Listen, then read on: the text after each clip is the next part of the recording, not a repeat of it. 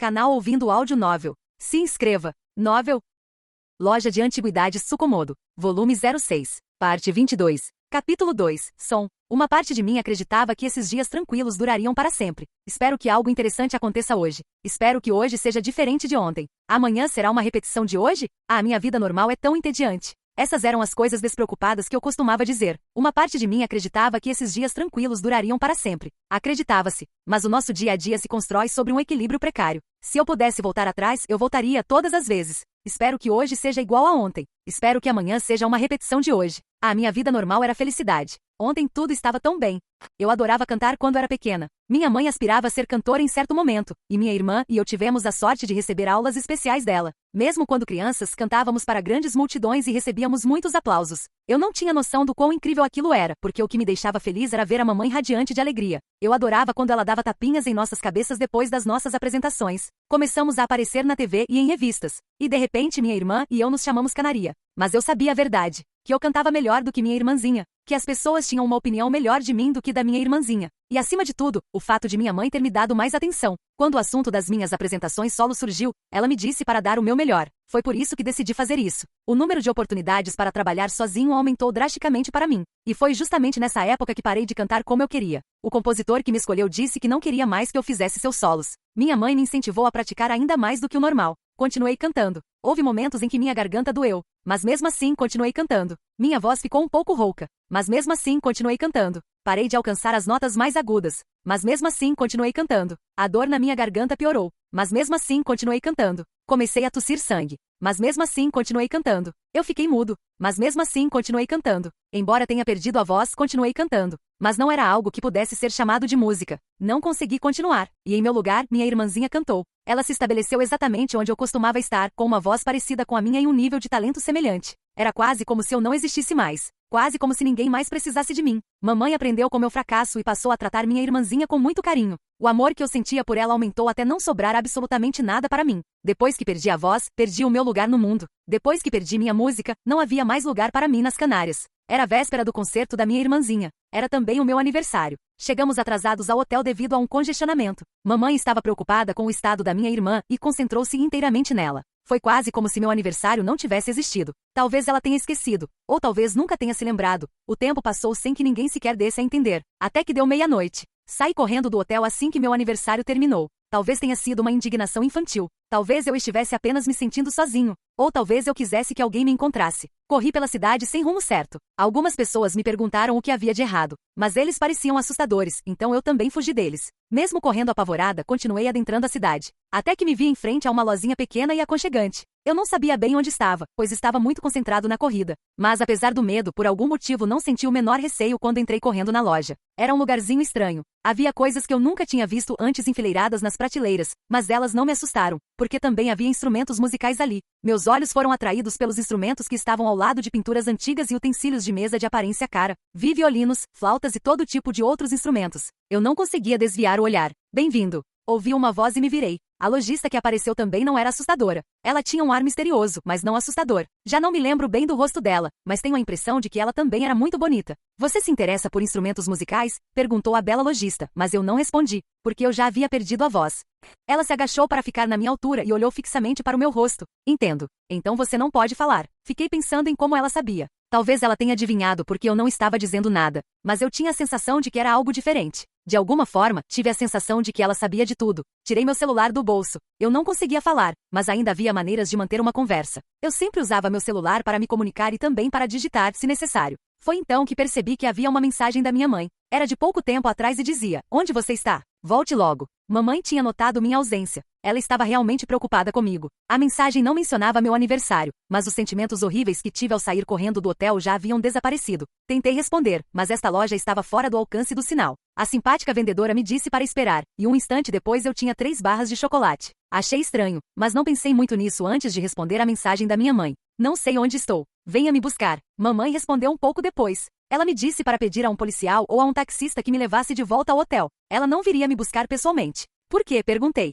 Mamãe respondeu dizendo que não queria deixar minha irmãzinha sozinha. Eu pensei assim. Ela estava mais preocupada com minha irmãzinha no hotel do que com a filha, que estava em algum lugar desconhecido. Era verdade, mamãe estava preocupada comigo. Mas só depois da minha irmã. Desliguei meu celular. Eu não estava triste. Eu também não estava chorando. Acho que eu estava apenas amargurado. Eu não sabia contra quem eu guardava rancor. Será que foi culpa da minha mãe? Da minha irmã mais nova? Ou será que eu simplesmente tinha ressentimento de mim mesma? Eu estava simplesmente amargurado. Eu queria quebrar alguma coisa. Eu queria destruir tudo, inclusive a minha voz. É esse o seu desejo? Perguntou-me a mulher. Percebi rapidamente que ela estava perguntando sobre os sentimentos do meu coração. Ela me compreendeu. Meu desejo era voltar a cantar um dia. Até um instante atrás. Esse era o meu sonho desde que perdi a voz. Mas esse sonho havia sido apagado. Foi escrito por cima para mim. Entendo, disse a mulher, e me entregou um instrumento. Era diferente de tudo que eu já tinha visto. A coisa mais próxima que eu conseguia comparar era uma flauta, do tamanho certo para eu segurar com minhas mãos pequenas. Algumas partes pareciam ásperas, e não tinham uma aparência nada agradável. Achei que era perfeito para mim. O som dele realizará seus desejos, o lojista me disse naquela ocasião. E era verdade, esta flauta, Otodama, havia realizado meus desejos. Isso me permitiu conhecê-lo. E me permitiu encontrar um novo caminho depois que perdi a voz. No entanto, agora eu só conseguia pensar dessa maneira. E se naquele dia eu não tivesse visto a mensagem que minha mãe me enviou? E se ela tivesse vindo me buscar? Talvez eu tivesse conseguido uma relíquia diferente. Talvez eu não precisasse tê-la machucado. Parece que minha teoria estava correta. Você não concorda, Azuka? A pergunta de Chan me trouxe de volta à realidade. Estávamos em um quarto do apartamento dele. Na tela do computador dele, havia um artigo sobre a queda da luz do palco no show do dia anterior. O artigo discutia se o incidente se tornaria um problema para os administradores do prédio. Qual teoria? Digitei no editor de texto aberto. Você não estava prestando atenção? Chan deu de ombros levemente e recomeçou do início. Eu estava falando daqueles dois. Isso me fez lembrar da conversa que tivemos sobre eles 3 semanas atrás. Era o dia seguinte ao incidente no ginásio da escola, e Chan estava preocupado com o rapaz e a rapariga que lá encontramos. Ainda mais do que com as relíquias que tínhamos obtido e que invocavam a sorte. Olha só isso. Chan colocou as 2 pulseiras da fortuna sobre a mesa. Em seguida, desfez o nó da corrente que prendia seu pulso e a usou para segurar a joia triangular que estava presa a elas. A radiestesia era uma técnica que permitia a detecção de uma relíquia, a qual demonstrava uma reação na presença de algo específico por perto. Esse algo específico, é claro, eram as próprias relíquias. Estávamos usando para procurar um específico. Com a radiestesia desenhou-se um círculo suave no ar, comprovando que as pulseiras eram relíquias.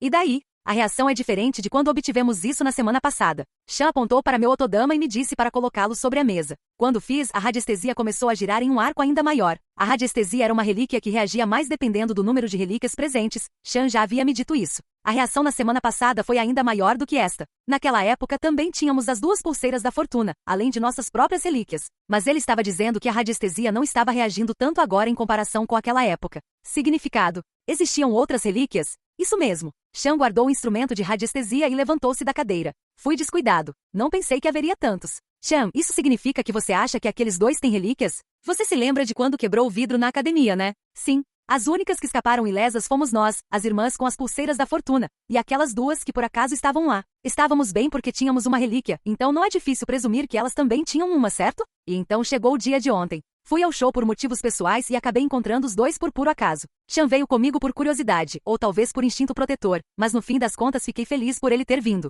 Foi exatamente por isso. Parece que minha teoria estava correta. Você não concorda, Azuka? Ele me fez essa pergunta. Eles escaparam de todos os cacos de vidro no ginásio e ainda acionaram o alarme de incêndio antes que a luz do palco caísse. Dá para imaginar que eles não têm uma relíquia, né? Chan supôs que os 2 estivessem portando relíquias. Mas nesse caso não deveríamos tê-los questionado na sala de concertos? Não sabíamos quem eram nem de onde vinham. Mas Chan tirou 2 pedaços de papel do bolso e os abriu rapidamente. Peguei-os e li o conteúdo. Eram os formulários de resgate de ingressos que eles usavam na entrada do show. Neles estavam escritos os nomes completos e endereços do menino e da menina. Eu não sabia o que Chan fez para conseguir essas coisas, mas foi uma jogada inteligente. Ele devia estar absolutamente certo disso em relação aos 2. Que tipo de relíquia você acha que eles têm? Talvez não houvesse motivo para fazer essa pergunta. Se Chan tinha interesse neles, isso já era evidente. Ele acreditava que eles possuíam a relíquia que ele procurava. E quase como que para confirmar, Chan sorriu. Uma relíquia capaz de prever o futuro?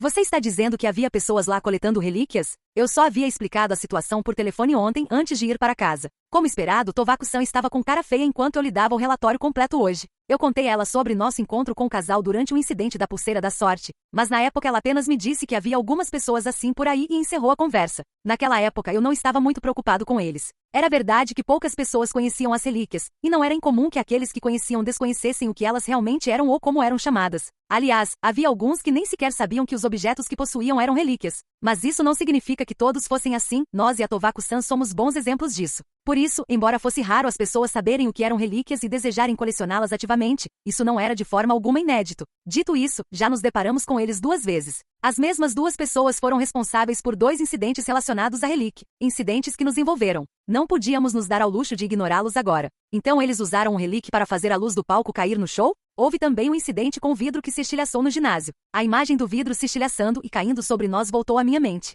Lá estavam eles, sorrindo enquanto desviavam dos estilhaços de vidro que choviam ao seu redor. Não era absurdo pensar que eles usaram a relíquia para fazer aquilo. Na verdade, não poderia haver outra maneira. Acho que descartar isso como coincidência seria otimista demais. Sim, mas qual era o objetivo deles? Será que aqueles 2 estavam simplesmente coletando relíquias? Ou estavam tentando usá-las para atingir algum objetivo? Se eles se deixaram seduzir pelo poder das relíquias e as usaram de forma imprudente, então representavam um perigo para si mesmos. Mas por outro lado, se as usaram para benefício próprio, então representavam um perigo também para os outros. Até então, tínhamos encontrado diversas relíquias, juntamente com pessoas cujas vidas foram afetadas por elas. A julgar pelo que vimos na academia, os 2 que encontramos não estavam apenas sendo imprudentes. Parecia que eles dominavam o uso de suas relíquias. Provavelmente deveríamos ficar um pouco mais atentos. Existe a possibilidade de que eles também estejam atrás dos seus. Assim como você tomou consciência deles, é possível que eles também tenham tomado consciência de você. É verdade, não posso negar isso. Saki e eu escapamos ilesos dos estilhaços de vidro que caíram. Somando isso ao incidente na sala de concertos, havia uma chance de que considerassem tudo mera coincidência ou sorte nossa. Sem mencionar o fato de que de fato superamos esses perigos com Vision. Isso reforça ainda mais a ideia de que não foi sorte ou coincidência. No mínimo, eles precisavam saber que tínhamos alguma ligação com as relíquias. Fui eu quem disse que eles estavam colecionando relíquias. Eles podem não ter percebido antes, mas se por acaso descobrissem que eu também tinha uma relíquia, quem sabe o que poderia acontecer? Vigilância, hein? Eles não deveriam ter nenhuma informação sobre quem éramos ou de onde vínhamos. Eu não estava usando uniforme escolar nem nada do tipo naquele dia, então eles não conseguiriam descobrir em qual escola eu estudava. A única coisa que me preocupou foi que eles viram nossos rostos e falaram conosco. Então, de repente, eu percebi. Por que eu tinha medo de encontrá-los? Era verdade, eu esperava nunca mais encontrá-los. Até então, eu só queria ajudar as pessoas quando as via prestes a se destruírem com as relíquias. Mas desta vez foi diferente. Resumindo, foi porque o casal que encontramos não estava apenas exibindo relíquias, eles as estavam usando ativamente. Comecei a ter uma sensação sinistra em relação ao futuro, a mesma sensação que tive quando usei o Vision. Certo, até mais tarde. Saki passou em frente a Tovaku-san no meio de nossa discussão séria. Ah, se cuida, ei, espera aí. Quando gritei para que ela parasse, Saki se virou com sua expressão vazia de sempre. O que? Não é o quê? Para onde você vai? Fazer compras, é claro. Por quê? Porque ficamos sem ovos. Não é isso que eu quero dizer. Já te contei que também ficamos sem leite? Não é isso também. Estou perguntando por que você está fazendo compras agora, justo agora? Porque é uma promoção por tempo limitado. O que isso tem a ver com alguma coisa? Você está me dizendo para ir quando não há promoção? Quanto dinheiro você acha que eu tenho? Estou dizendo que esse não é o ponto. O que estou dizendo é que isso é perigoso. De fato, as promoções por tempo limitado são um campo de batalha para as donas de casa. Sei muito bem o quão perigoso isso é. Mas eu mesma já passei por inúmeras promoções, sabe? Não vou desistir tão facilmente. Eu realmente não conseguia imaginar Saki se envolvendo com donas de casa por causa de caixas de ovos de 40 ienes, mas não era o momento para isso. Não estou falando da promoção. Como já disse 1 milhão de vezes, por que você está se dando ao trabalho de ir ao supermercado tão pouco tempo depois dos acontecimentos de ontem? Ainda podemos estar em perigo. Como já te disse 1 milhão de vezes, está em uma promoção por tempo limitado e ficamos sem leite e ovos. Tanto faz. Eu fui o idiota por esperar que Saki tivesse qualquer noção de perigo. Só me deu 1 minuto. Voltei para dentro e tirei minha carteira e meu celular da bolsa. Eu vou com você. Foi realmente um campo de batalha incrível. As vendas por tempo limitado não eram brincadeira. A mais assustadora de todas foi Saki, que acabou levando 2 caixas de ovos enquanto mantinha sua expressão impassível de sempre. Ela estava no meio de todas as donas de casa que se empurravam e se acotovelavam para alcançar o funcionário da loja que distribuía os ovos, e sem mudar a expressão. Nem mesmo dizer uma palavra emanou uma aura singularmente poderosa. O funcionário deve ter se sentido compelido a entregar os ovos. É sempre assim? Sim. Eu te disse, não disse? Isto é guerra. Saki conseguiu comprar ovos e algumas outras coisas que queria na promoção por tempo limitado e parecia um pouco triunfante ao sair da loja. Você vai ser uma ótima esposa um dia. Num daqueles raros momentos em que Saki se mostrava chocada, ela olhou para mim. Qual é o problema? Nada. Por algum motivo, peguei o recibo e comecei a conferir o total, mesmo sendo muito tarde.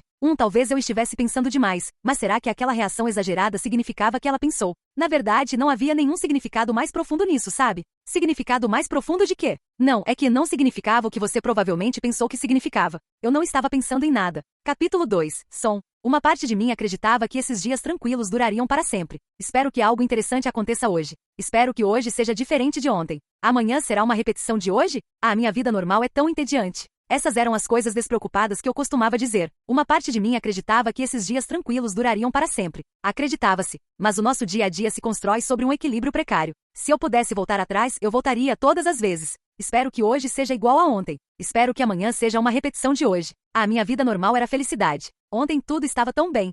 Eu adorava cantar quando era pequena. Minha mãe aspirava a ser cantora em certo momento, e minha irmã e eu tivemos a sorte de receber aulas especiais dela. Mesmo quando crianças, cantávamos para grandes multidões e recebíamos muitos aplausos. Eu não tinha noção do quão incrível aquilo era, porque o que me deixava feliz era ver a mamãe radiante de alegria. Eu adorava quando ela dava tapinhas em nossas cabeças depois das nossas apresentações. Começamos a aparecer na TV e em revistas. E de repente minha irmã e eu nos chamamos Canaria. Mas eu sabia a verdade, que eu cantava melhor do que minha irmãzinha, que as pessoas tinham uma opinião melhor de mim do que da minha irmãzinha.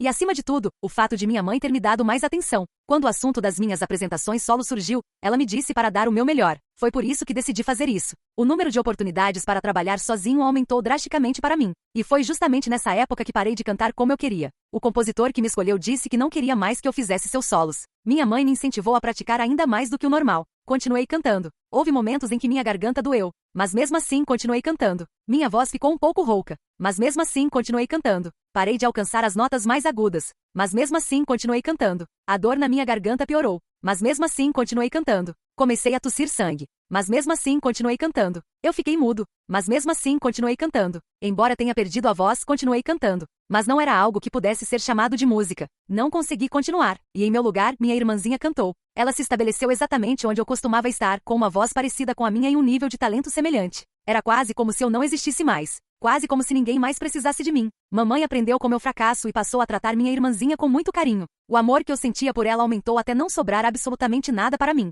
Depois que perdi a voz, perdi o meu lugar no mundo. Depois que perdi minha música, não havia mais lugar para mim nas Canárias. Era a véspera do concerto da minha irmãzinha. Era também o meu aniversário. Chegamos atrasados ao hotel devido a um congestionamento. Mamãe estava preocupada com o estado da minha irmã e concentrou-se inteiramente nela. Foi quase como se meu aniversário não tivesse existido. Talvez ela tenha esquecido, ou talvez nunca tenha se lembrado. O tempo passou sem que ninguém sequer desse a entender. Até que deu meia-noite. Saí correndo do hotel assim que meu aniversário terminou. Talvez tenha sido uma indignação infantil. Talvez eu estivesse apenas me sentindo sozinho. Ou talvez eu quisesse que alguém me encontrasse. Corri pela cidade sem rumo certo. Algumas pessoas me perguntaram o que havia de errado, mas eles pareciam assustadores, então eu também fugi deles. Mesmo correndo apavorada, continuei adentrando a cidade. Até que me vi em frente a uma lojinha pequena e aconchegante. Eu não sabia bem onde estava, pois estava muito concentrado na corrida. Mas apesar do medo, por algum motivo não senti o menor receio quando entrei correndo na loja. Era um lugarzinho estranho. Havia coisas que eu nunca tinha visto antes enfileiradas nas prateleiras, mas elas não me assustaram, porque também havia instrumentos musicais ali. Meus olhos foram atraídos pelos instrumentos que estavam ao lado de pinturas antigas e utensílios de mesa de aparência cara. Vi violinos, flautas e todo tipo de outros instrumentos. Eu não conseguia desviar o olhar. Bem-vindo! Ouvi uma voz e me virei. A lojista que apareceu também não era assustadora. Ela tinha um ar misterioso, mas não assustador. Já não me lembro bem do rosto dela, mas tenho a impressão de que ela também era muito bonita. Você se interessa por instrumentos musicais? Perguntou a bela lojista, mas eu não respondi, porque eu já havia perdido a voz. Ela se agachou para ficar na minha altura e olhou fixamente para o meu rosto. Entendo. Então você não pode falar. Fiquei pensando em como ela sabia. Talvez ela tenha adivinhado porque eu não estava dizendo nada, mas eu tinha a sensação de que era algo diferente. De alguma forma, tive a sensação de que ela sabia de tudo. Tirei meu celular do bolso. Eu não conseguia falar, mas ainda havia maneiras de manter uma conversa. Eu sempre usava meu celular para me comunicar e também para digitar, se necessário. Foi então que percebi que havia uma mensagem da minha mãe. Era de pouco tempo atrás e dizia: "Onde você está? Volte logo." Mamãe tinha notado minha ausência. Ela estava realmente preocupada comigo. A mensagem não mencionava meu aniversário, mas os sentimentos horríveis que tive ao sair correndo do hotel já haviam desaparecido. Tentei responder, mas esta loja estava fora do alcance do sinal. A simpática vendedora me disse para esperar, e um instante depois eu tinha 3 barras de chocolate. Achei estranho, mas não pensei muito nisso antes de responder a mensagem da minha mãe. "Não sei onde estou. Venha me buscar." Mamãe respondeu um pouco depois. Ela me disse para pedir a um policial ou a um taxista que me levasse de volta ao hotel. Ela não viria me buscar pessoalmente. "Por quê?" perguntei.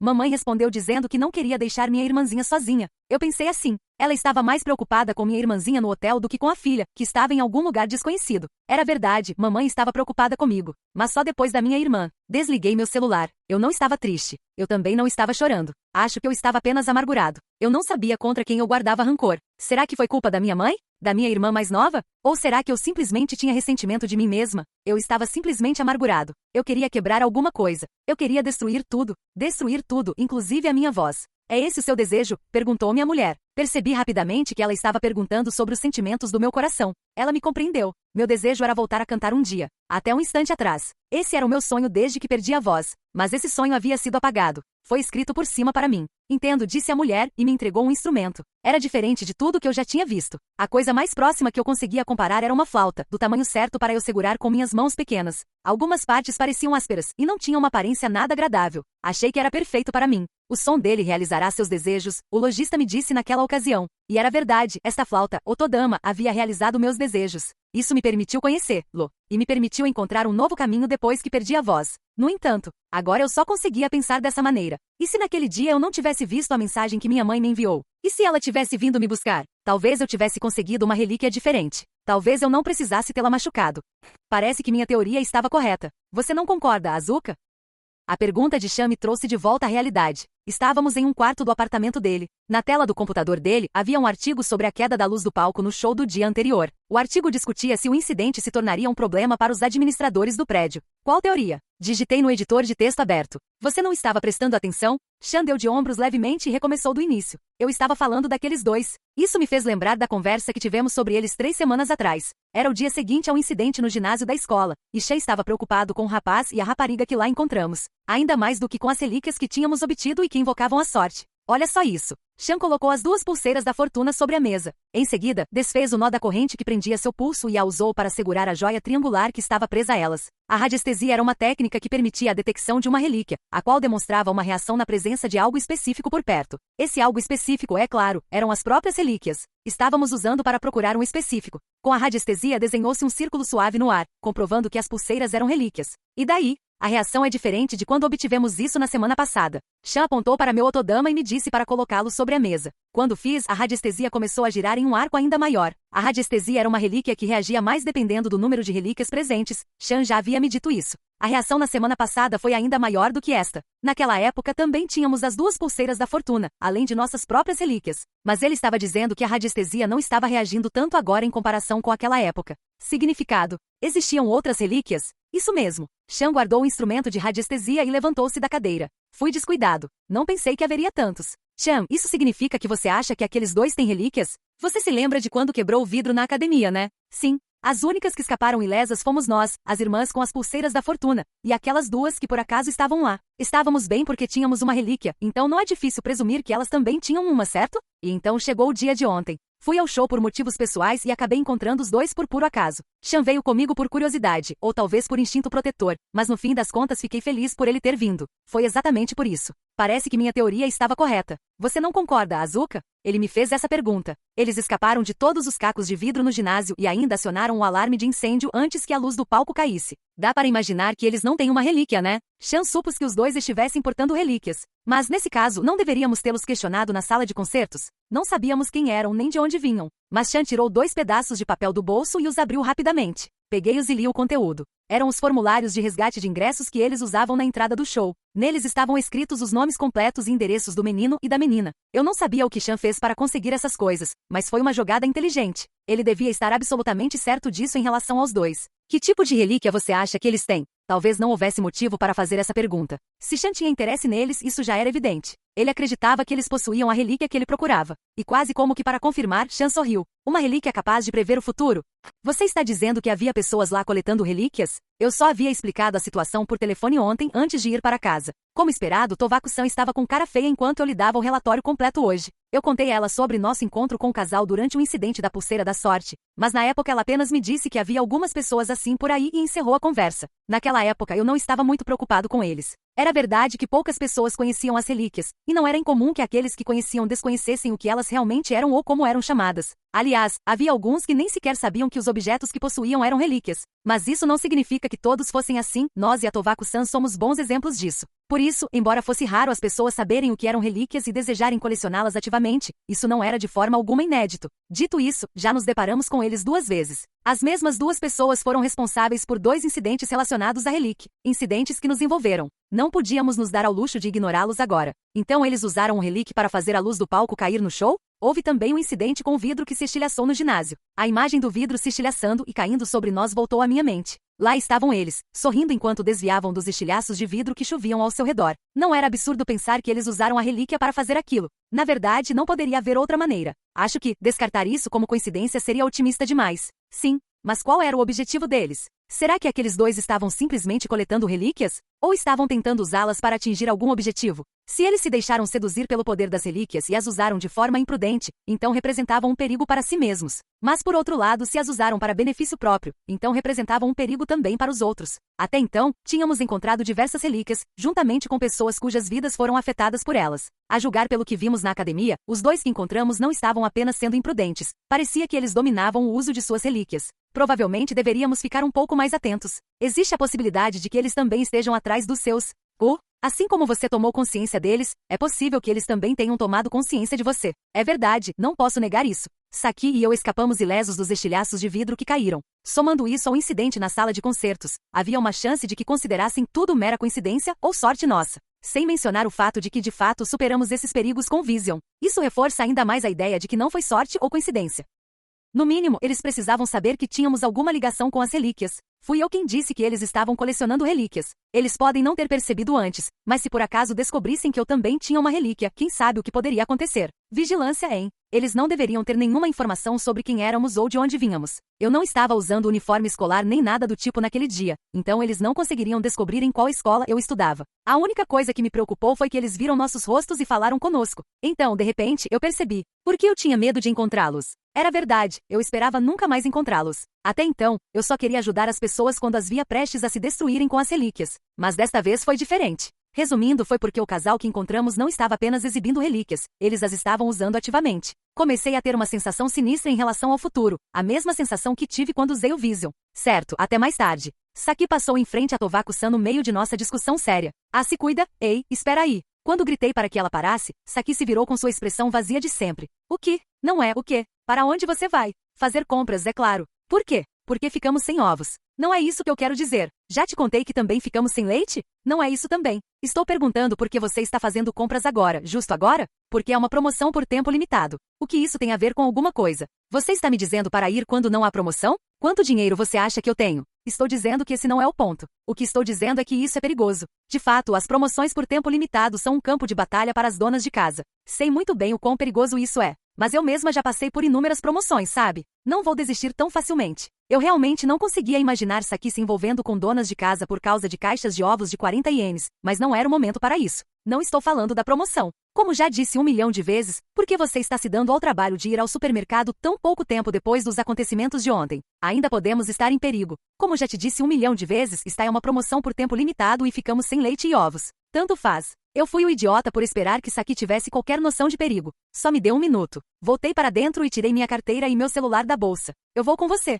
Foi realmente um campo de batalha incrível. As vendas por tempo limitado não eram brincadeira. A mais assustadora de todas foi Saki, que acabou levando 2 caixas de ovos enquanto mantinha sua expressão impassível de sempre. Ela estava no meio de todas as donas de casa que se empurravam e se acotovelavam para alcançar o funcionário da loja que distribuía os ovos, e sem mudar a expressão. Nem mesmo dizer uma palavra emanou uma aura singularmente poderosa. O funcionário deve ter se sentido compelido a entregar os ovos. É sempre assim? Sim. Eu te disse, não disse? Isto é guerra. Saki conseguiu comprar ovos e algumas outras coisas que queria na promoção por tempo limitado e parecia um pouco triunfante ao sair da loja. Você vai ser uma ótima esposa um dia. Num daqueles raros momentos em que Saki se mostrava chocada, ela olhou para mim. Qual é o problema? Nada. Por algum motivo, peguei o recibo e comecei a conferir o total, mesmo sendo muito tarde. Talvez eu estivesse pensando demais, mas será que aquela reação exagerada significava que ela pensou? Na verdade, não havia nenhum significado mais profundo nisso, sabe? Significado mais profundo de quê? Não, é que não significava o que você provavelmente pensou que significava. Eu não estava pensando em nada. Saki balançou a cabeça como se não se importasse, mas com certeza, o recibo que ela estava olhando estava de cabeça para baixo. O clima ficou meio constrangedor e nós dois ficamos em silêncio. Então, ouvi um tilintar enquanto caminhávamos silenciosamente pela estrada. Parecia uma lata rolando. Senti uma sensação estranha sob meu pé e de repente me vi deitado de costas, olhando para o céu. Eu escorreguei completamente na lata e caí. Ai! Consegui amortecer o impacto com a mão, mas mesmo assim acabei batendo com muita força na região lombar. Dei um gemido. Você está bem? Os ovos com certeza estão. Fiquei bastante orgulhoso de mim mesmo por tê-los mantido a salvo no instante em que caí. Droga, quem fez isso? Olhei em volta para ver que tipo de idiota tinha jogado uma lata fora, mas não havia ninguém lá. Talvez o vento tenha soprado na minha direção. Hoje realmente não foi meu dia. Agora que parei para pensar, também tive uma experiência bem ruim no supermercado. Primeiro ouvi o barulho de algo desabando e logo em seguida, um monte de latas de comida caiu na minha cabeça. Depois, ouvi um estrondo e alguém carregando um esfregão dentro da loja virou um balde e molhou meus sapatos. Em seguida, ouvi um som de corte e uma faixa de promoção caiu em cima de mim. Talvez tenha sido uma retaliação por eu ter comprado ovos em promoção. Eu os protegi, apesar de tudo, mas nossa, como eu odeio esses ovos agora. Você sabe que não estou falando dos ovos. Saki estendeu a mão. Usei minha mão esquerda livre e me levantei com a ajuda dela. Saki então afrouxou o aperto para me soltar. Fiz o mesmo e nos separamos, ou pelo menos era o que deveria ter acontecido. Mas eu não soltei a mão dela. Senti Saki me olhando de canto de olho, com um olhar interrogativo, mas não olhei para ela e fingi não notar enquanto começava a andar. Como se fosse a coisa mais natural a se fazer. Era como se estivéssemos caminhando lado a lado, de mãos dadas. Não era exatamente isso que estava acontecendo. Normalmente eu não faria isso. Mas se você me perguntasse por que eu fiz isso, a única coisa que eu poderia dizer é que não havia motivo. Não havia nenhum significado mais profundo. Eu não pensei muito sobre isso, nem cheguei a essa resolução. Realmente não havia motivo. Parecia a coisa mais natural a se fazer, ou talvez soltar a mão dela fosse difícil demais. Se a Tovako-san nos visse agora, provavelmente diria que algo deu errado com a minha cabeça depois da pancada que levei na sala de concertos. E além disso, Saki não reclamou em nenhum momento enquanto caminhava comigo. Lancei-lhe um olhar furtivo de soslaio. Ela tinha sua expressão facial inexpressiva de sempre. Exceto. Sua cabeça estava um pouco mais baixa que o normal. Suas orelhas estavam um pouco mais vermelhas do que o normal, embora isso possa ter sido apenas imaginação minha. Já tentei testá-lo 4 vezes diferentes. A primeira vez foi quando derrubei uma montanha de latas de comida e as fiz cair na cabeça dele. Na segunda vez, virei um balde e derramei água nele. Na terceira vez, cortei um cabo e fiz com que uma faixa pendurada caísse sobre ele. Na quarta vez que tentei rolar a lata, ele escorregou. Ele estava completamente apaixonado por todas elas. Foi fácil demais, parecia que ele não tinha a mínima ideia do que ia acontecer. Naquela época, os dois escaparam da chuva de cacos de vidro que caía no ginásio. E na segunda vez, eu não sabia se eles tinham conhecimento do nosso plano de derrubar a luz do palco ou não, mas eles acionaram o alarme de incêndio antes que acontecesse. Considerando que eles conseguiram escapar de 2 eventos aparentemente inevitáveis, a teoria de Chan era que eles tinham alguma forma de prever o futuro. Mas essa teoria não parecia muito promissora no momento. Talvez o que eles fizeram tenha sido apenas uma coincidência. Talvez estivéssemos pensando demais nisso. No entanto, era um fato que eles possuíam uma relíquia. Não havia dúvida de que a radiestesia reagiu a eles. Mas havia a possibilidade de a relíquia que eles tinham não ser a que estávamos procurando. A relíquia que previu o futuro. Se eu não obtivesse o resultado desejado após mais um teste, voltaria para Shin por enquanto.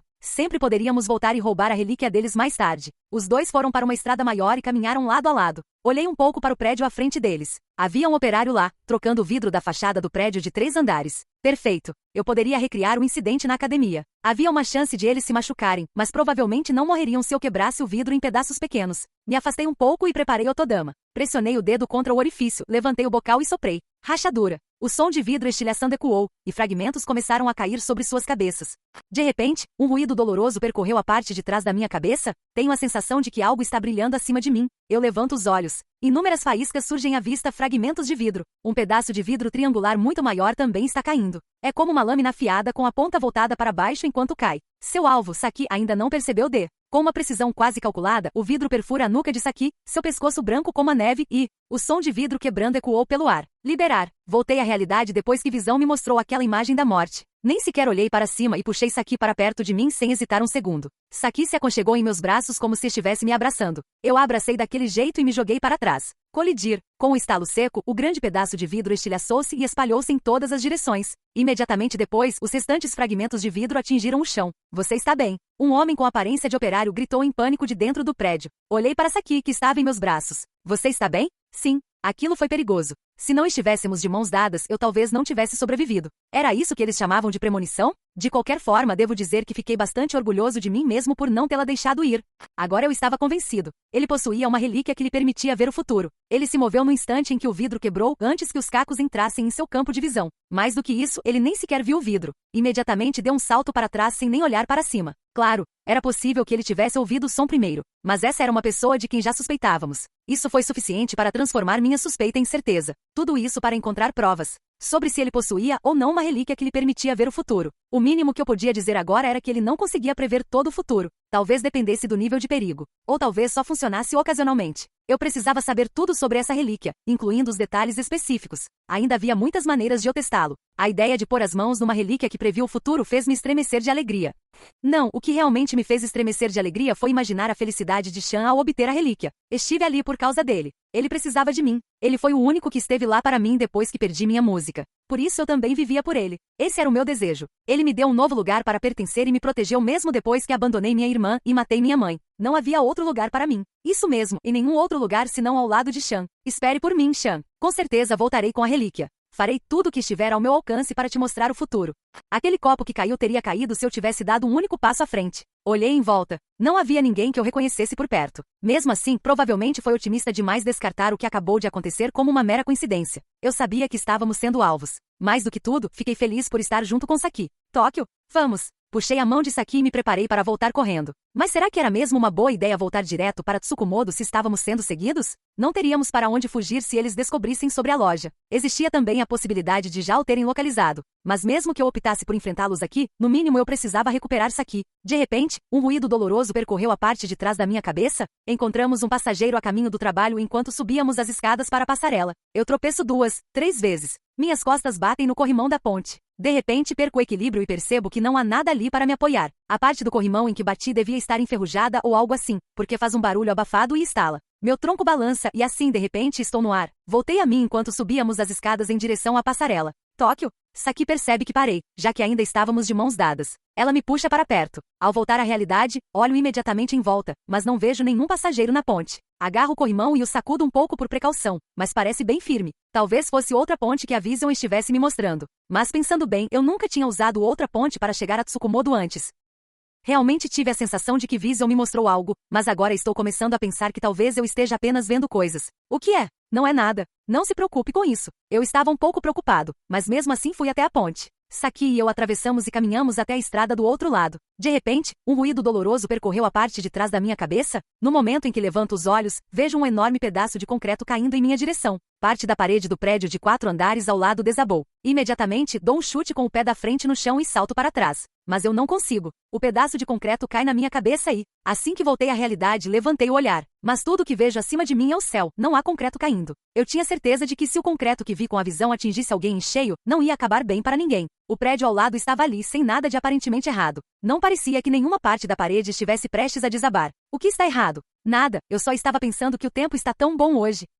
Que visão foi aquela agora há pouco? Dadas as circunstâncias e o momento em que ocorreu, não pude deixar de interpretar como um ataque do rapaz e da rapariga que tinham ido atrás. Mas o futuro com o corrimão quebrado e a parede do prédio destruída nunca se concretizou. Isso significava que o que o Vision me mostrou não precisava necessariamente corresponder à realidade? Ou significava que o evento aconteceria em um local semelhante, mas em um momento diferente? Tokia. Saki disse meu nome. Ela estava tentando apontar a bicicleta que vinha em nossa direção, mais adiante na rua. Interrompi meus pensamentos e comecei a me mover para o lado quando, por algum motivo, cruzei o olhar com a garota do ensino médio de cabelo trançado que estava andando de bicicleta. O que você está olhando? Saki fez uma careta de dúvida e puxou minha manga quando viu que eu estava seguindo a garota que se aproximava com os olhos.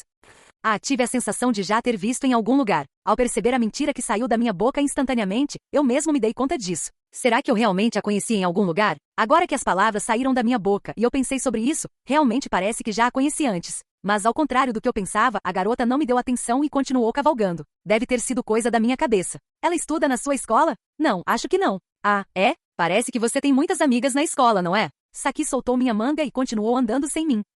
Não sei porquê, mas parecia que Saki estava de mau humor. Que estranho, fico me perguntando o que aconteceu. Ei, espere. Comecei a segui-la. De repente, um ruído doloroso percorreu a parte de trás da minha cabeça. Um caminhão, inclinado e se movendo sobre um conjunto de rodas, está vindo em nossa direção em alta velocidade. Ele vira completamente e desliza até bater no guarda-corpo. O impacto fez com que a traseira do caminhão se abrisse. Uma substância vermelha não identificável irrompeu como uma avalanche e me engoliu. Pop! Ouvi o som de algo explodindo por perto e voltei a mim. Um instante depois, ouvi o rangido dos freios atrás de mim. Dessa vez foi real. Olhei na direção de onde vinha o som e vi uma perua com metade dos pneus furados, perigosamente inclinada para o lado, vindo em nossa direção. Mas não havia tempo suficiente para reagir. O Vision não me avisou com antecedência suficiente. Saki e eu não conseguimos sair do caminho rápido o suficiente e nos vimos na trajetória da perua desgovernada.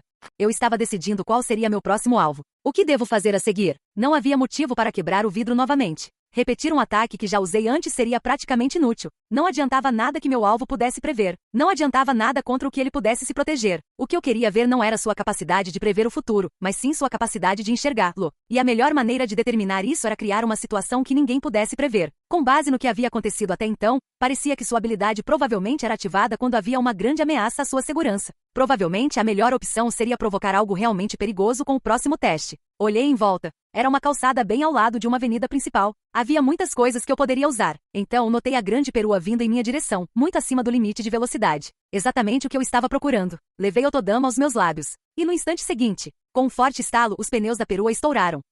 Isso foi perigoso. Se a perua não tivesse desviado no último segundo, teria atropelado a mim e a Saki. O veículo acabou colidindo com uma loja, mas felizmente nem o motorista nem ninguém dentro da loja se feriram. Perua! Percebi que algo estava diferente. O veículo que eu vi com o Vision era um caminhão, certo? E embora uma caminhonete e uma perua fossem certamente diferentes, eu não podia negar que o futuro que o Vision me mostrou de fato se tornou realidade. Foi precisamente porque o Vision me alertou que consegui reagir ao acidente diante dos meus olhos. Dito isso, ainda havia coisas que não faziam sentido. Havia a ponte pedonal e também o edifício. Não posso afirmar que as coisas que vi com o Vision seriam 100% precisas, mas as diferenças geralmente surgiam quando eu fazia algo para impedir que certos futuros acontecessem. O que significava então quando a visão do futuro me mostrou que isso nunca aconteceu, ou aconteceu de forma diferente do que eu vi? Eu tinha quase certeza de que nunca havia vivenciado nada parecido antes. Então, o que essa normalidade indicava? A visão estava se comportando de forma tão estranha que eu nem conseguia disfarçar minha confusão. Você está bem? Saki veio correndo e estendeu a mão. Eu respondi, estou bem, e me levantei. De repente, um ruído doloroso percorreu a parte de trás da minha cabeça. Na minha frente, um caminhão bateu na loja. Uma grande quantidade de flores vermelhas está se espalhando pela estrada, vindas da carroceria do caminhão. Há um grupo de meninos e meninas sentados no chão. E lá estou eu, segurando a mão de Saki enquanto me levanto. Em uma fração de segundo, não, em menos tempo ainda, a atmosfera muda. Uma explosão. Fragmentos da pequena explosão do caminhão voam em nossa direção e se espalham. Saki estava bem na minha frente. Eu a empurrei para baixo e a protegi. Saiam daqui. Vai explodir. Gritei. Mas a perua não explodiu. O único som foi o girar vazio de suas rodas no ar. Tokia.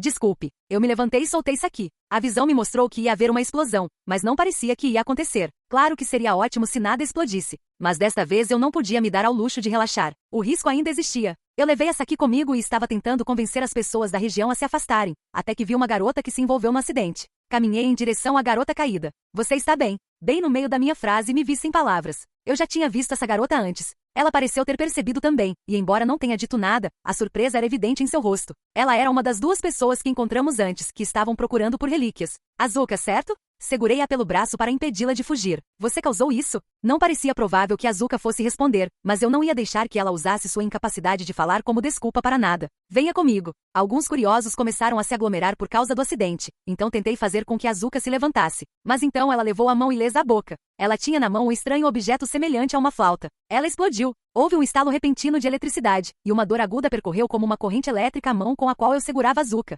Eu a soltei por reflexo. Azuka não desperdiçou a oportunidade e aproveitou o momento para fugir. Tentei alcançá-la, mas ela já estava mergulhando na multidão. Rapidamente a perdi de vista. Olhei para minha mão direita, que ainda doía por causa do ataque dela. Não havia ferimentos visíveis. Ela me atacou com o que pareceu uma corrente elétrica, mas também não havia marcas de queimadura. Minha mão ficou um pouco vermelha, mas só isso. Mas ela me atacou, disso eu tenho certeza. Pensando bem, ela também usava aquela flauta na academia da escola da Toujou-san. É bem provável que aquela flauta fosse uma relíquia e sua arma. Todos os incidentes de hoje, como o vidro quebrado e o pneu furado, provavelmente estavam relacionados. Era seguro presumir que ela os causou com sua flauta. Estalei a língua ao perceber que ela tinha escapado e voltei para encontrar Saki, que me olhava com uma expressão preocupada. Eu a afastei da multidão e expliquei a situação. Saki, você precisa voltar para a loja por enquanto. Acho que tudo o que aconteceu hoje até agora foi culpa daquela garota. Até agora, você quer dizer o que aconteceu agora mesmo? Sim, e os outros acidentes também. Assegurei-lhe que até certo ponto, conseguia prever os acidentes, mas que provavelmente esse era o meu limite. Isso é apenas um palpite, mas acho que ela possui uma relíquia que usa ondas sonoras concussivas ou algo do tipo para atacar. Supondo que eu esteja certo, isso explicaria o vidro quebrado, o pneu estourado e a dor que senti na mão mais cedo. Isso também poderia explicar a queda da luz do palco na casa de shows e o teto de vidro quebrado no ginásio. Tokia, o que você vai fazer? Eu sei para onde ela correu. Vou segui-la. Isso era mentira. Meu plano era atraí-la para fora. Azuka e aquele outro garoto estavam de olho nas relíquias, então eu tinha certeza de que ela viria atrás de mim de novo, mesmo que conseguisse escapar dessa vez. Sendo assim, era perigoso para Saki ficar comigo. Sem mencionar o fato de que eu não podia simplesmente ir a Tsukumodo com ela agora, já que era basicamente um depósito de relíquias. É perigoso, Saki tentou me impedir, talvez sabendo o que eu realmente estava planejando. Será ainda mais perigoso se eu a deixar fazer o que quiser, sabe? Mas não vou segui-la muito longe. Vai ficar tudo bem, então volte para a loja. Forcei Saki a ficar para trás e a deixei ir atrás de Azuka. Isso foi além das expectativas. Pensar que a perua viria na minha direção depois que eu furei os pneus dela. E além disso, ele me encontrou. Agora que meu alvo sabia que eu estava ali, provavelmente ficaria ainda mais em alerta. Mas não havia como eu desistir aqui. Pelo bem de Shan, não havia como eu deixar isso terminar aqui. Agora que fui descoberto, não conseguia mais segui-los, mas pelo menos podia descobrir onde ficava a base deles. Observando-os agora, parece que decidiram se separar e seguir caminhos diferentes. Ambos se afastaram de mim, ficando fora do alcance de detecção da radiestesia. Eu não tinha certeza de qual seguir, mas decidi ir atrás do garoto. Pelo seu comportamento até então, eu tinha certeza de que ele era quem possuía a relíquia capaz de ver o futuro. Tudo o que eu precisava fazer era roubá-lo dele. Parecia que ele também não estava muito disposto a deixar aquilo terminar. No momento, ele estava indo em direção a um canteiro de obras próximo, onde havia um prédio inacabado. Obviamente ele estava tentando me atrair para fora. Você também poderia chamar isso de armadilha. Mas mesmo assim, eu não planejava perder. Eu tinha meu Otodama. E eu tinha certeza de que ele não fazia ideia do que aquilo era realmente capaz. Segui na direção para onde Azuka correu e fixei o olhar em um determinado lugar, mantendo-me atento aos arredores. Era um canteiro de obras de um prédio inacabado. Como que para comprovar que o prédio ainda estava inacabado, o primeiro andar não tinha parede externa, e os andares adjacentes estavam cobertos por telas de proteção. Parecia que teria cerca de 8 andares quando estivesse concluído, e a julgar pelo quão bem acabadas as paredes estavam. Faltavam apenas alguns meses para que a construção fosse finalizada. Supondo que nada tenha acontecido aqui hoje. De repente, um ruído doloroso percorreu a parte de trás da minha cabeça. Acima da minha cabeça, várias vigas de aço estão caindo rapidamente, ganhando velocidade à medida que descem. Desvio para a direita para evitar o primeiro. Ele fica fincado no chão. Então, dou um salto para trás para evitar o segundo. Este, porém, não fica preso no chão e ricocheteia em minha direção. Cubro a cabeça e me abaixo para evitar o raio. Ele passa raspando por cima da minha cabeça e cai atrás de mim. Então, outra viga cai sobre um pedaço de concreto bem na frente de onde estou agachado e espalha pedaços por toda parte. Esses fragmentos se transformam em projéteis e me atingem. Minha cabeça, meus braços, minhas pernas estão cortados em pedaços. Perco as forças e caio para trás. Então, percebo que há algo que se parece com um H bem na minha frente. Quando me dou conta de que era a extremidade de uma viga de aço, minha cabeça já foi esmagada. Olhei para cima da minha cabeça. No entanto, já não se viam vigas de aço no telhado. Tudo o que vi quando olhei para cima foi a rede de proteção e os andaimes ao longo das paredes externas. Que visão foi aquela que eu acabei de ter? Não conseguia entender como seria possível que vigas de aço me esmagassem em um canteiro de obras que sequer possuía vigas. Estranho. Era a mesma coisa de antes. Estava acontecendo de novo. Os cenários futuros que eu imaginei com a passarela e o muro desmoronando nunca se concretizaram, e o caminhão que eu vi no acidente acabou sendo uma perua. O que estava acontecendo? Será possível que as visões do futuro que me mostravam estavam erradas? Um instante depois, ouvi o som de algo desmoronando acima de mim. Quase como se tivesse havido uma explosão no prédio, a parede desabou e enormes pedaços dela caíram sobre mim. Merda! Corri rapidamente para o saguão do prédio inacabado para escapar desse evento sobre o qual Visão não me avisou. Ouvi pedaços de concreto se estilhaçarem exatamente onde eu estava segundos antes. Se eu não tivesse saído da frente a tempo, teria me dado mal. Um arrepio percorreu minha espinha. A única coisa que eu podia fazer para lutar contra um inimigo com uma relíquia era usar a visão para evitar uma morte certa. Se a Vision não estivesse funcionando corretamente naquele momento, eu estaria em clara desvantagem.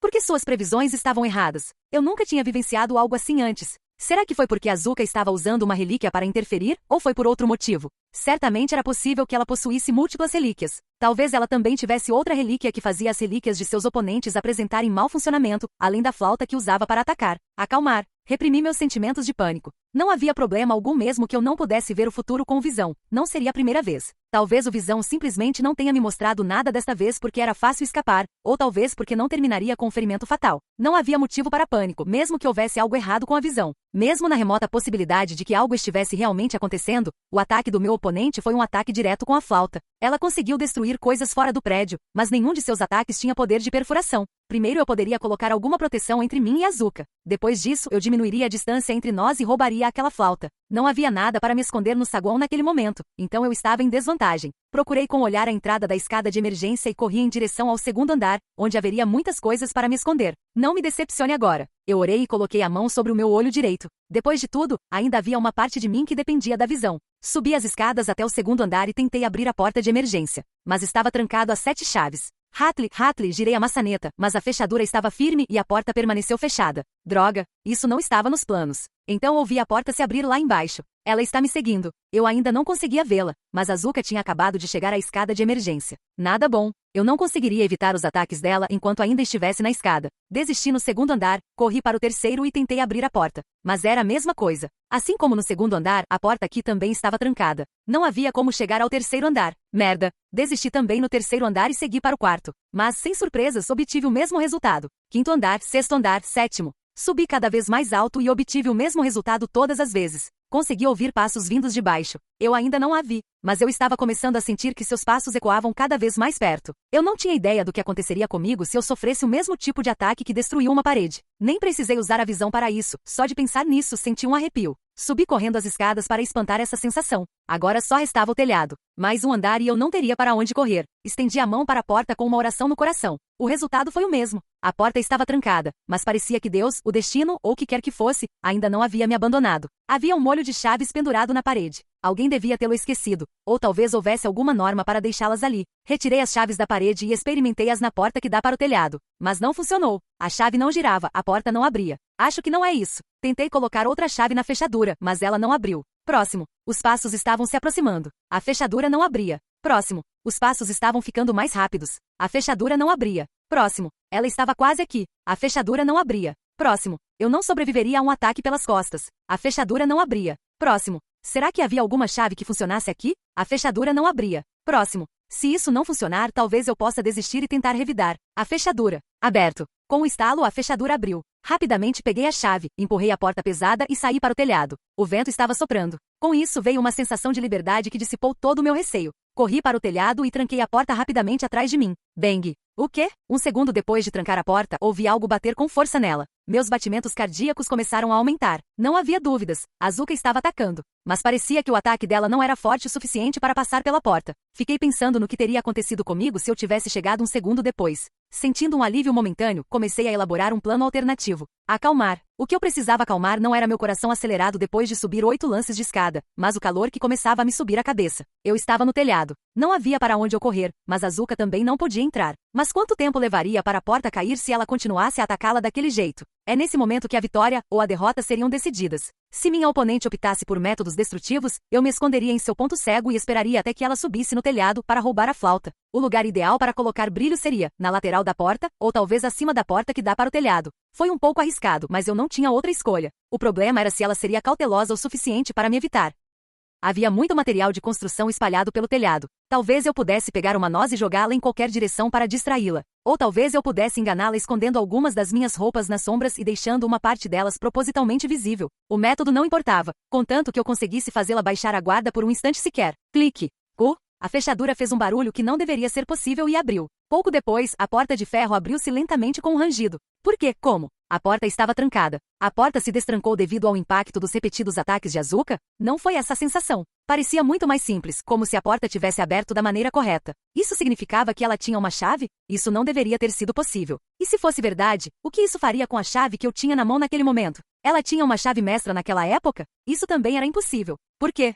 À medida que Azuka foi surgindo lentamente no meu campo de visão, percebi que ela não estava segurando absolutamente nada. Isso significa que ela não poderia ter destrancado a porta, mas estava destrancado. Percebi que devo ter entendido algo errado em algum ponto. Sua flauta não servia para produzir ondas de choque através do som. Mas o que fazer exatamente? Qual era exatamente o poder daquela flauta? Quebrou vidros, furou pneus e amassou a porta. Se aquele poder invisível não era uma onda sonora de concussão, então o que diabos era? Será que fui enganado pela forma da relíquia e de alguma forma, me convenci de que ela usava som para atacar? Teria sido algum tipo de ataque invisível? Não, nada que importasse agora. Porque não havia explicação para como ela destrancou a fechadura agora há pouco. Minha sensação de pânico estava piorando. Mas o tempo não esperava. Meu oponente também não esperaria. Azuka sorriu o mesmo sorriso discreto do seu parceiro, aquele rapaz, e levou a flauta aos lábios. Todos os eventos ocorridos até aquele momento passaram pela minha cabeça. Uma reprodução de todos os incidentes que ela deve ter causado passou pela minha mente. Ouvi o som de vidro quebrando e em seguida inúmeros fragmentos caíram do teto. Ouvi o som de um pneu estourando e em seguida uma perua com um pneu furado veio em nossa direção em alta velocidade.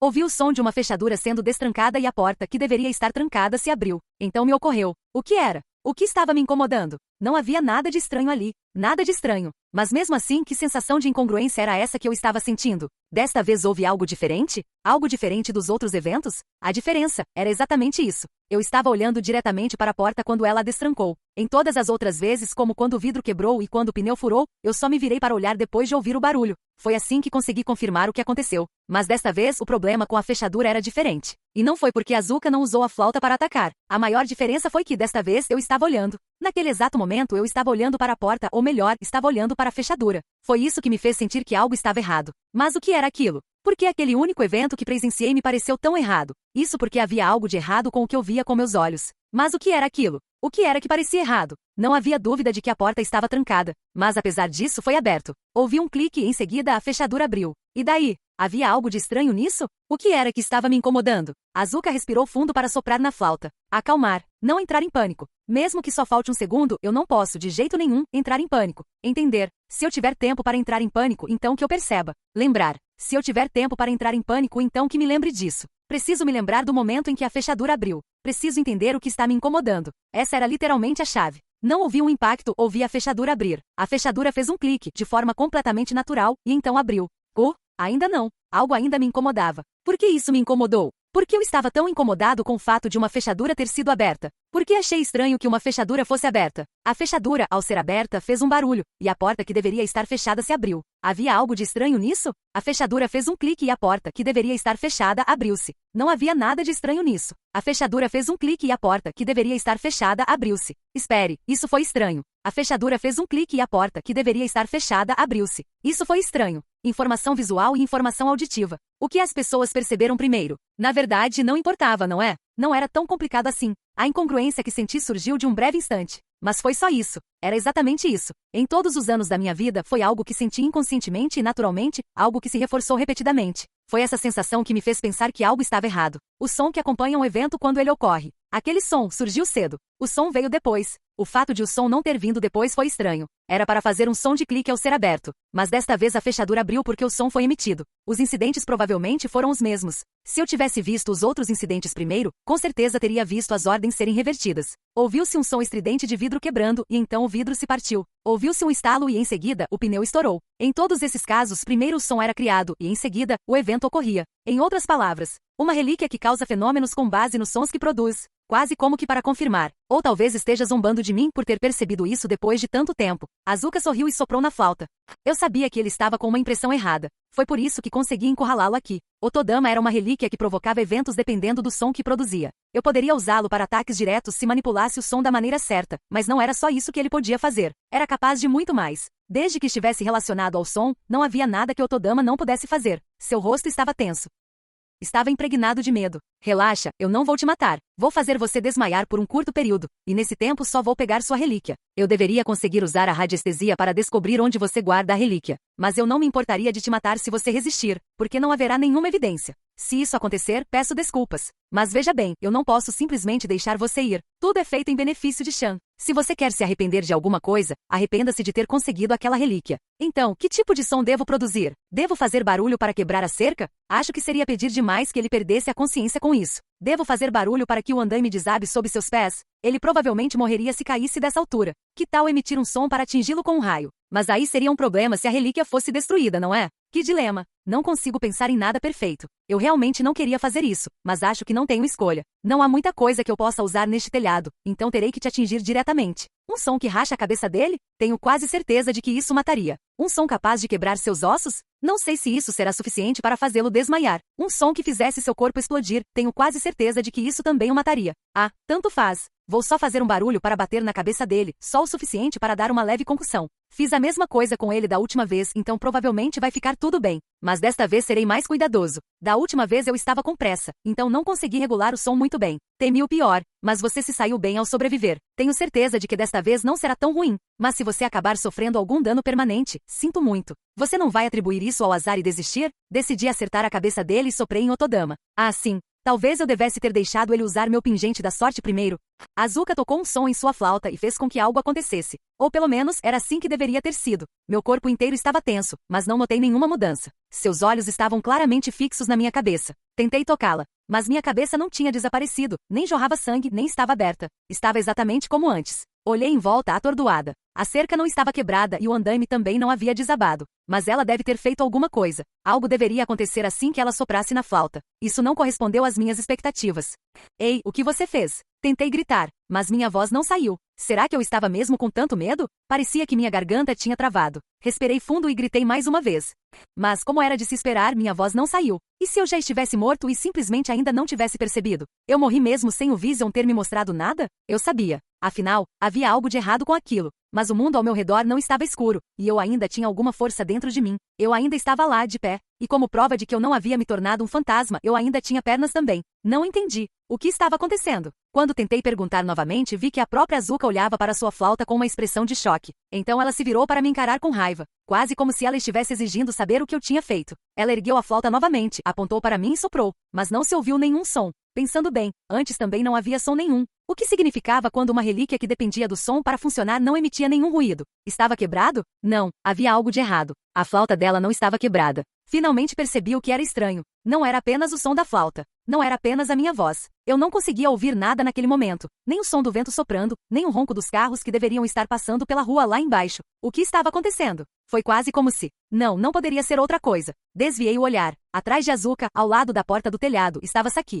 E em sua mão estava... E um espelho. O espelho da serenidade. Era uma relíquia que encobria tudo que se via refletido em completo silêncio. Era o mesmo espelho da serenidade que um certo compositor tanto desejara obter, e que o fizera perder alguém importante para ele. A loja de antiguidades Tsukumodo ficou com o espelho depois que ele o devolveu. E agora, graças a Saki, consegui sair de uma situação difícil. Azuka ainda não entendia o que estava acontecendo e tentava tocar sua flauta repetidamente. Mas nenhum som foi emitido. Caminhei até Azuka, que havia parado de prestar atenção ao que acontecia ao seu redor e estava se dedicando completamente a tocar flauta, e a arranquei de suas mãos. Ela olhou para mim de repente, com o medo claramente estampado no rosto. Sem sua flauta, ela era apenas uma garota sem poder. Ao perceber isso, Saki encerrou as atividades de O Espelho da Serenidade. Num instante, o som retornou ao mundo. Qual é o seu objetivo? Azuka me olhava com uma expressão aterrorizada, mas isso não a levaria a lugar nenhum. Ela estava prestes a me matar, eu não ia simplesmente deixá-la ir. Vocês estão atrás das relíquias? Perguntei num tom ainda mais firme. Mas, como era de se esperar, ela não respondeu. Tentou abrir a boca como se fosse dizer algo, mas logo a fechou. Sua mão direita estava remexendo no bolso,